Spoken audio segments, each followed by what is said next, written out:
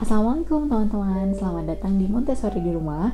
Halo, namaku Farah dan aku adalah seorang ibu dari balita berusia 27 bulan.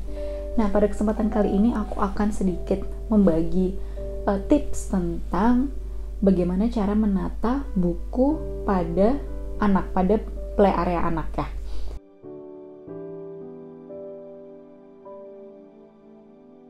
Nah, jadi di umur M yang sekarang 27 bulan ini dia suka baca buku, sekalipun nggak yang setiap hari dia pengen baca buku, tapi pasti menarik sekali kalau ngelihat dia baca buku kayak gitu. Nah, seperti teman-teman sudah tahu nih, baca buku itu adalah salah satu cara untuk menciptakan lingkungan yang kaya, lingkungan bahasa yang kaya bagi anak. Jadi anak tuh bisa menambah kosakatanya, bisa memperluas kemampuan berbahasanya dia, itu salah satunya adalah dari buku. Nah, oleh karena itu penting sekali untuk menyediakan buku-buku yang buku-buku yang berbeda-beda topik gitu, berbeda-beda subjek, berbeda-beda topik yang dibahas beda supaya pengetahuan dia nambah, supaya juga bahasanya dia semakin luas gitu. Nah, selain itu, kenapa membaca buku penting? Karena pada buku itu pasti ada kosakata, kata-kata yang kita tuh nggak pernah pakai di kehidupan sehari-hari. Dan kalau misalkan anak tidak terpapar oleh buku itu, maka ya udah anak itu nggak dapat kosakata itu gitu. Nah, makanya buku ini penting sekali di rak mainan atau di play areanya anak gitu. Nah, sama seperti mainan pada umumnya, buku pun juga aku rotasi. Jadi nggak semua bukunya dia aku keluarkan. Biasanya sekitar 10 itu udah maksimal buku yang keluar, dan itu pun dibagi antara ada yang di playroom dan ada yang di kamar buat bedtime stories dan segala macam kalau misalnya kita lagi di kamar. Nah, kenapa hanya sedikit? Karena sama seperti mainan juga, ketika terlalu banyak anak tuh malah menjadi overwhelmed, anak bingung, nanti ujung-ujungnya anak jadi nggak fokus mau ngambil ini atau ambil ini atau yang mana kayak gitu.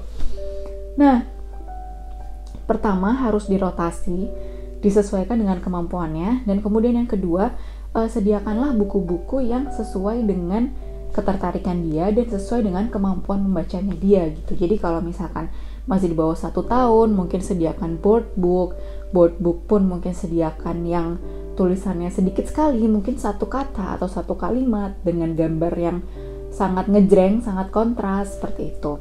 Kalau misalkan sudah semakin gede, ya sediakan board book yang tulisannya udah mulai panjang kayak gitu. Nah, kemudian juga kalau misalkan udah semakin motorik halusnya sudah oke, dia bisa membuka lembaran kertas tanpa merobek dan segala macam, sediakanlah buku-buku yang paperback, yang buku-buku paper biasa kayak gitu. Nah, kemudian tips yang selanjutnya yang aku nggak menemukan dimanapun, tapi ini berdasarkan pengalamanku adalah sediakan buku-buku yang jadi gini, misalkan dia kan sekarang umurnya 2 tahun ya lebih ya. Nah, terus sekarang itu kayak buku-buku kecil atau buku-buku mana ya? Nggak ada di sini ternyata. Kayak buku-buku seperti ini atau buku-buku yang board book itu tuh sebenarnya dia udah outgrown. Jadi misalnya udah terlalu kecil buat dia kayak gitu. Tapi aku keluarkan juga. Kenapa? Karena ketika buku itu, terutama buku-buku yang kecil-kecil banget yang buat anak di bawah 1 tahun itu dikeluarkan di anak umur sekarang, kita tuh bisa melihat Masya Allah perkembangannya dia. Jadi yang paling aku suka adalah dia jadi bisa menceritakan tentang buku itu. Dia jadi bercerita sendiri karena kan bukunya kecil, bukunya jumlah halamannya sedikit, yang dilihat juga sedikit, maka dia jadi gampang gitu buat menceritakannya gitu. Dengan anak menceritakan itu tuh anak tuh melatih juga bahasanya dia. Kita jadi tahu apa yang ada di pikiran dia, jalan pikirannya dia, dan juga jadi termotivasi dia buat ngomong gitu kayak gitu.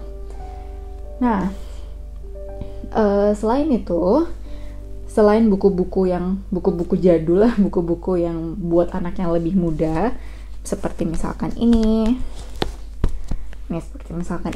kan buku board book yang isinya cuman begini, isi behind the door dan segala macam. yang dia bisa menceritakan kembali dengan mudah. Nah, terus aku juga meletakkan buku-buku yang untuk menambah pengetahuannya dia gitu. Seperti misalkan ini, lihat kan, ini adalah buku paperback ya, buku kertas biasa.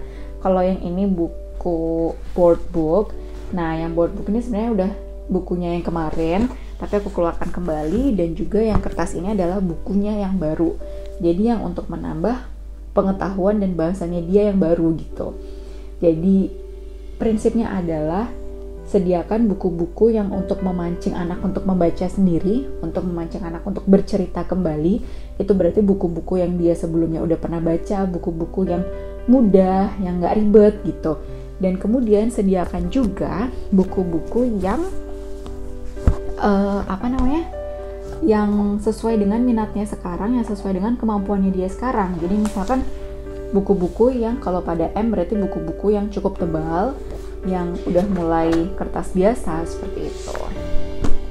Oke, sekian dulu tips dari aku. Ini adalah video singkat, sederhana aja. Jangan lupa subscribe, jangan lupa turn notification untuk tahu video-video selanjutnya dari Montessori di rumah, insya Allah. Bye-bye, assalamualaikum.